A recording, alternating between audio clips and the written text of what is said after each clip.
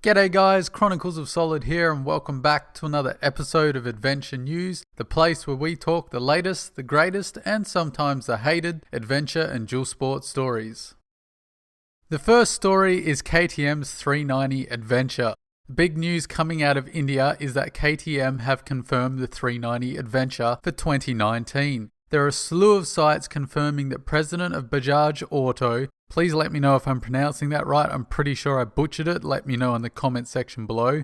But Bajaj Auto, who are partnered with KTM, have stated that the 390 Adventure is on its way for a 2019 release. Now, there's no new information released on the 390 Adventure, but we do already know that it will have the 390 Duke engine, and the chassis and the suspension and all the other bits will be adapted for adventure riding. The specifics are not really known yet. This is definitely a bike I'm excited for. This has the potential to be a lightweight adventure bike with proper off-road chops. I currently own a WR250R that's quite modified for lightweight adventure. I do everything from single track to multi-day adventures on that little bike. The results of all my mods to make it capable of this spread of riding means that my bike now weighs 150 to 155 kilograms fully fueled. That's quite a lot for a little single. That's up from the stock 134 kilograms. If KTM can hit roughly the same weight as my modded WR250R, I think they will be on a winner. Think of it as a modern 640 adventure. The 390 Adventure has the potential to be a bike that you can do lightweight, multi-day adventures on and be confident taking it anywhere on those trips, while still maintaining a level of comfort that a small single-cylinder dual sport struggles to deliver. Now, some of you might be like, hang on Solid, what about the KTM 690 or the DR650? They're both great lightweight adventure bikes. Well, once you finish modifying those things, they get quite heavy pretty quickly. And in my opinion, a little bit too heavy for me if I'm doing lightweight adventure riding. This is where the 390 Adventure could come in, but they need to get a few things correct, otherwise it won't fit into the market properly. We already have good offerings from the Versys X300 by Kawasaki and the BMW G310 GS covering the more road-orientated spectrum. Now, Honda had the right idea with its 250 Rally. It was a really great concept, but where I think they were let down the customers was that they didn't put a bigger engine in there. It really needed a little bit more torque and power to really be a great rally bike. And this is where I think KTM can slot in with the 390 Adventure. The Duke 390 comes in at 154 kilograms wet. If the 390 Adventure is any heavier, it's no longer going to really be appealing for myself. The 390 Adventure needs to hit the 150 kilogram or a smidge over target. That's the weight I'm happy to pick up easily and often on a ride.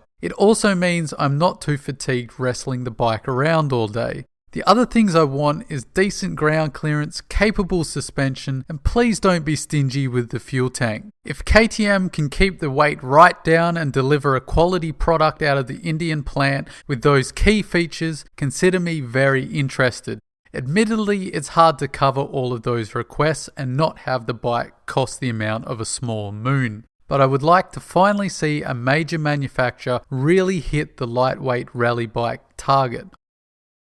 Next up, we have Honda's CRF450L back in the discussion. There was a lot of buzz around this bike and also a lot of competing information, much of which was speculation. Admittedly, the facts are hard to get a hold of. We won't know for sure until it's released. While we wait for its release, there have been a few articles that claim to clear up some of the questions. Adventure Pulse has released an article where they claim they've talked with Honda to get the facts straight. Apparently, the 24 horsepower figure on the Euro site was indeed a typo, as we all thought. Apparently, they accidentally put up the 250L horsepower figures. When asked what the actual power figure is, Honda did not give a direct figure, but they said it'll be in the 40s and roughly 4 horsepower less than the X. How concrete this info is hard to say, but Adventure Pulse are a pretty reputable site. Plus, 40 horsepower sounds far more realistic for a modern EFI 450. We also know that the 450L will be built in Japan, not Thailand like the 250L. As I had surmised in the last video, the 450L is basically going to be an dirt bike or enduro bike with lights and a plate.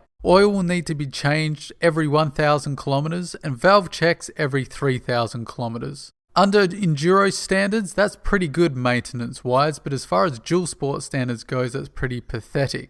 Now, in my previous video, I've labelled the CRF450L an enduro bike, and admittedly it's kind of pushing the boundaries of what an enduro can be, with it having some dual sport tendencies.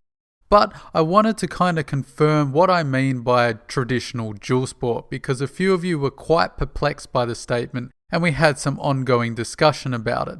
The problem really begins with different markets. So here in Australia, bikes like the KTM 450 EXE, all of the EXE range actually, the Yamaha WR 450F and 250F, Honda CRF 450X, and a lot of the beaters all come road legal here, so that makes it far more complicated to really separate all the bikes. So we tend to refer to bikes like the manufacturers do, or what category of racing they're used for the off-road market. So bikes that I just named, they tend to be called enduro bikes, and we leave dual sport as a term to refer to low maintenance budget orientated singles like the CRF 250L, the DR 650, the DRZ 400S, and on and on and on. The market can make it difficult as well with the blurring of the lines between categories like KTM 690 Enduro. No one would really see that being raced as an enduro bike, but it's still marketed as such. And that's where the 450L kind of starts as well. It's a confusing bike in the market. It's definitely more of an enduro bike or a trail bike, but it's got a few things on it that make it a little bit better for on the road. So it's kind of really trying to corner a little segment of the market. So it's a little harder to define. But it's definitely got enduro maintenance, enduro level suspension, and enduro kind of performance. So I think it's much more of an enduro bike than it is a traditional low maintenance, budget orientated dual sport. The final story of the day is Moto Guzzi's V85. Piaggio have filed a design patent for the bike, which suggests the V85 is moving towards a production model, which confirms the V85 is intended as a production model.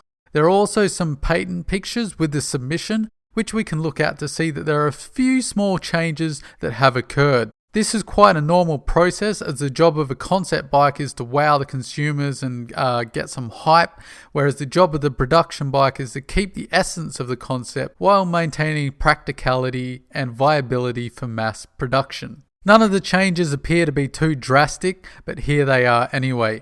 The exhaust is clearly changed to meet emissions. The fuel tank has, by the looks of it, been reshaped to be made slightly smaller, and the seat has changed as a result. The rear brake caliper has also shifted to a more precarious position under the bottom of the brake caliper. Now that seems to be a strange decision considering this bike can go off-road. The production patent also looks to have a center stand that was not on the concept. But other than that, there's not too much more to speak of, but it's still a very interesting bike. I really think it's kind of captured that R80GS original gangster adventure bike look. I quite like it. I know a few of you think it's pig ugly, but I quite dig the looks of this thing.